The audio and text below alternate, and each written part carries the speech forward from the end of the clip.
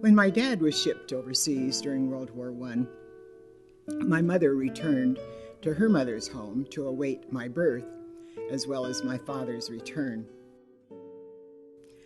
I was born the end of September, and the flu epidemic of 1918 followed closely. It was such a deadly epidemic that my mother and grandmother allowed no one in the house, hopefully to protect me and keep me safe for my father's return. Since I saw only my mother and grandmother for much of the first year of my life, the bonding with grandmother was very special and remained that way throughout her life. She shared with me wonderful stories about her life, and I treasure them all. Perhaps the most enduring stories are of her family of origin. She was raised in a polygamous Mormon family. Her father and his first wife were converts who came to America in 1841. They went west with Brigham Young in that handcart caravan and settled in the Utah Valley. The trek west was most difficult, and many people lost their lives through illness, harsh weather, physical stress, or Indian raids.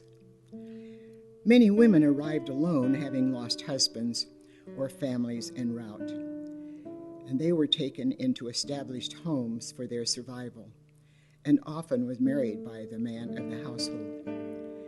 This is indeed how my great-grandfather acquired 2 additional wives. Grandmother was born to her father's second wife, who had lost her husband during their handcart trek west. He also married a third wife, who had lost her fiancé and her family to the severe winter on their wagon journey west. Grandmother told how they all lived together in one household. She called her mother Mama, and the third wife Little Mama, and the first wife Auntie. Great-grandfather and his first wife were 30 years older than the later 2 wives, so there was quite an age span in the children.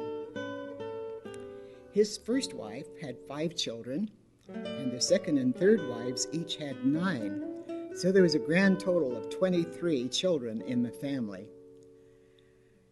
When queried about how in the world so many people lived together in one house, grandmother responded, the answer was love.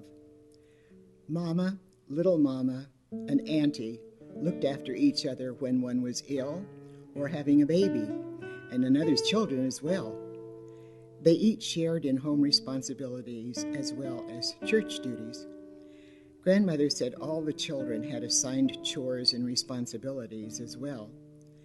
But my imagination often took over as I would wonder about temper tantrums with 3 mothers to answer to, doing dishes 3 times a day, Saturday night baths for everyone, and all those heads to shampoo.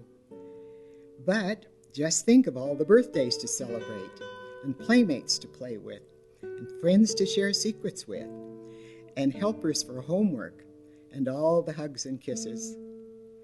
Grandmother said it all balanced out on the plus side, and demonstrated that indeed families are forever.